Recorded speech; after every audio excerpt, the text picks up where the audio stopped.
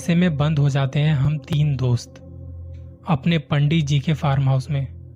पंडित जी हम अपने उस दोस्त को कहते थे जो बहुत ही पूजा पाठ वगैरह में लगा रहता था और फार्म हाउस भी उसी का था। हम तीनों दोस्त राइटिंग किया करते थे और उन दिनों काफी टाइम भी था लिखने का। नए नए टॉपिक्स मिलते रहते थे और इसी बीच आया हमारे हाथ एक प्रोजेक्ट जो कि हमें अगले 10 दिनों में कंप्लीट करके देना था। टॉपिक था सुपर नेचुरल पावर, पैरानॉर्मल।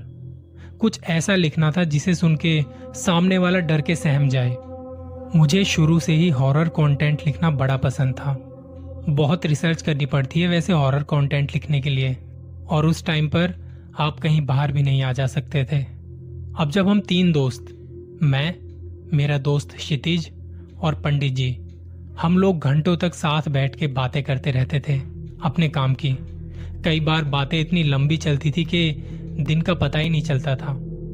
14 अप्रैल 2020 को जब हम अपने प्रोजेक्ट के बीच वाले प्लॉट में कहीं फंसे पड़े थे, तो बीच रात क्षितिज को सूझा कि एक हॉरर गेम खेलें। मैंने कहा भाई टाइम देख, 3:30 बज रहे हैं। तो क्षितिज ने कहा कि भाई कौन सा कहीं जाना है सुबह, बताओ खेलोगे? पंडित जी ने कहा कि देखो यहाँ कोई हॉरर गेम या चैलेंज नहीं लेगा, मैं पहले ही बता रहा हूँ। मैंने कहा भाई पंडित पहले सुन तो ले। तो कहता नहीं यार कुछ नहीं खेलना, देखो लिखने तक तो ठीक है पर इन सब चीजों के गेम या चैलेंज करना नहीं चाहिए, मैं पहले ही बता रहा हूँ। क्षितिज ने कहा अरे रुक तो यार, देख इस फार्म हाउस में अभी 3 कमरे खुले हैं, बाकी सारे बंद। तो हम तेरे स्टोर रूम का दरवाजा खोलेंगे और हम में से कोई भी एक वहां जाके 10 मिनट के लिए रुकेगा लाइट बंद करके। अगर तो 10 मिनट तक दरवाजा नहीं खोला तो जो अंदर होगा वो जीत जाएगा, और उसे अंदर डर लगा तो वो दरवाजा बजा के इशारा कर देगा कि मुझे बाहर आना है। क्षितिज की बात सुन के पंडित बोल पड़ा भाई देखो मैं इस खेल से दूर हूं, मैं तो नहीं जाने वाला। तब क्षितिज ने मेरी तरफ इशारा करते हुए कहा बोल करेगा चैलेंज? मैंने कहा अगर मैं रुक गया तो? क्षितिज ने कहा कि भाई अगर रुक गया तो 10,000 मेरी तरफ से, नहीं रुक पाया तो? मैंने कहा 10,000 मेरी तरफ से। पंडित जी से स्टोर रूम की चाबी ली, उसे खोल के देखा, लाइट जलाई। पंडित जी ने बोला अभी भी सोच लो तुम लोग, तुम ठीक नहीं कर रहे, रात के इस वक्त ये सब करना ठीक नहीं है भाई। क्षितिज ने मुझे कहा तू तैयार है? मैंने कहा बिल्कुल तैयार हूं। क्षितिज ने कहा कि अपना मोबाइल दे। मैंने उसे अपना मोबाइल दिया और ये बात सुनकर मुझे भी थोड़ा अजीब लगा। उसने ये बात मुझे पहले नहीं बताई थी, पर उसने मोबाइल लिया, टाइम दिखाया और बाहर से दरवाजा बंद किया और उस कमरे की मेन लाइट बाहर से बंद कर दी। क्षितिज और पंडित जी दूसरे कमरे में जाके खड़े हो गए और उनकी नजरें कमरे की तरफ थी, क्योंकि मुझे अगर डर लगा और मैंने दरवाजा खटखटाया तो वो जल्दी से आके दरवाजा खोल सके।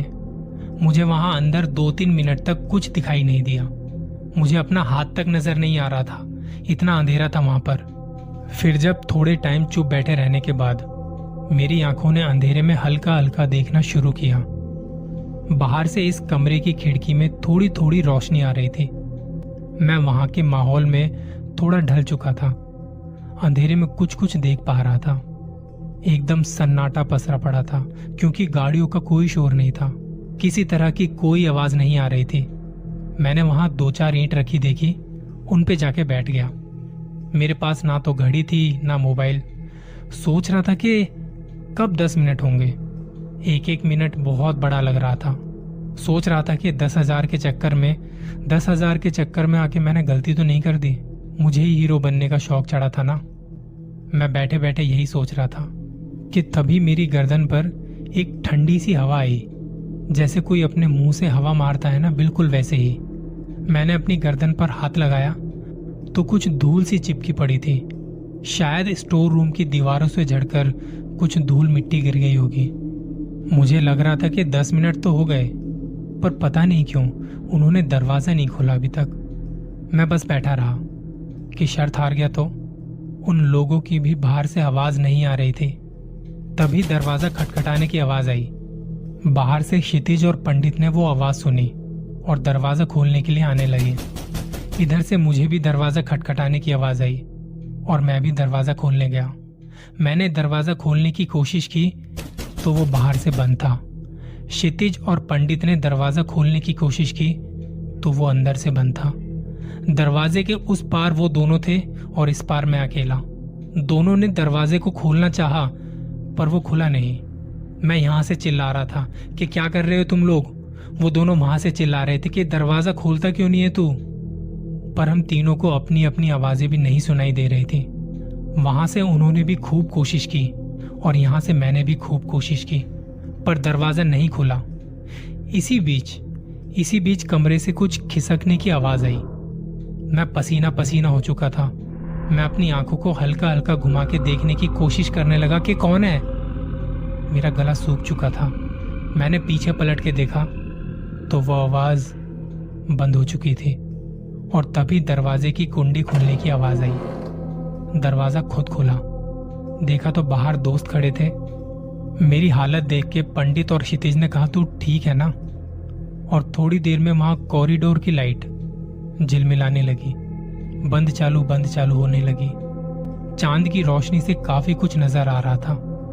कॉरिडोर काफी लंबा सा था और जब ये सब कुछ हो रहा था कॉरिडोर में थोड़ी दूर से कुछ आवाज आती है। मैं इतनी देर अंदर अंधेरे में था तो मुझे अंधेरे में दिखाई दे रहा था हल्का हल्का कि एक परछाई हमारी तरफ आ रही है। धीरे धीरे मैंने अपने दोस्तों को कहा कि निकलो यहाँ से, फटाफट निकलो यहाँ से। पंडित अपने कमरे में गया और कुछ जलने वाली सामग्री लेके आया। कॉरिडोर के बीच रास्ते में उसने उस सामग्री को जला दिया और कुछ मंत्र पढ़ने लगा। थोड़ी देर में वो आवाज भी आनी बंद हो गई। लाइटों का झिलमिलाना बंद हो गया। लग रहा था कि सब कुछ नॉर्मल हो गया है। और तभी हमारे बिल्कुल ऊपर एक छोटा सा बल्ब जल रहा था। उसमें बिजली के करंट से धमाका होता है। पंडित जी ने कहा बाहर की साइड गार्डन में चलो। हम तीनों वहां गए। पंडित ने हमारे चारों तरफ एक गोला बनाया और कुछ पाठ करने लगा। सूरज निकलने में अभी भी वक्त था। हम वहां बैठे बैठे कांप रहे थे। पंडित ने कहा कि बिना हिले डुले बस बैठे रहो। वहां हमारे आसपास 4 परछाई हमारे गोल गोल घूम रही थी। काफी देर तक ये सिलसिला चलता रहा और जब धीरे धीरे वो पहली किरण धरती पर पड़ने लगी तो वो कहीं गायब हो चुके थे। वो चारों परछाइयां गायब हो चुकी थी। पंडित ने कहा कि अब या तो इस फार्म हाउस को छोड़ना पड़ेगा या इसकी शुद्धि करनी पड़ेगी। बाहर हम कहीं जा नहीं सकते और यहाँ रहने का मन नहीं था। घबरा चुके थे, डर चुके थे हम। पंडित ने अपने किसी खास मित्र को फोन किया और उन्हें बुलाया जो यहीं पास में रहते थे। उस दिन पहले तो हमने थोड़ा आराम किया क्योंकि पूरी रात सोए नहीं थे। फिर शाम को 6 बजे पंडित और उसके मित्र ने पूजा शुरू की जो कि काफी देर तक चली। पंडित ने बताया कि तुम्हें ये नहीं करना चाहिए था जो तुमने कल किया। मेरी बात सुनते तो ऐसा नहीं होता। हम जिस जगह पर हैं यहाँ पर कुछ बुरी आत्माओं का वास है। जब ये फार्म हाउस हमने जिससे खरीदा था तो उसने इसी डर से इसे बेच दिया था कि यहाँ कोई बुरा साया है।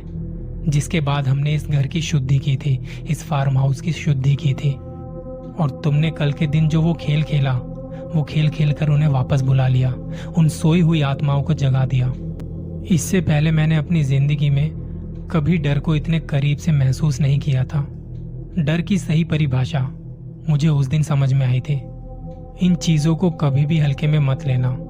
ये कोई खेलने की चीज नहीं है। उन्होंने अपना खेल शुरू किया ना तो बहुत मुश्किल हो जाएगी।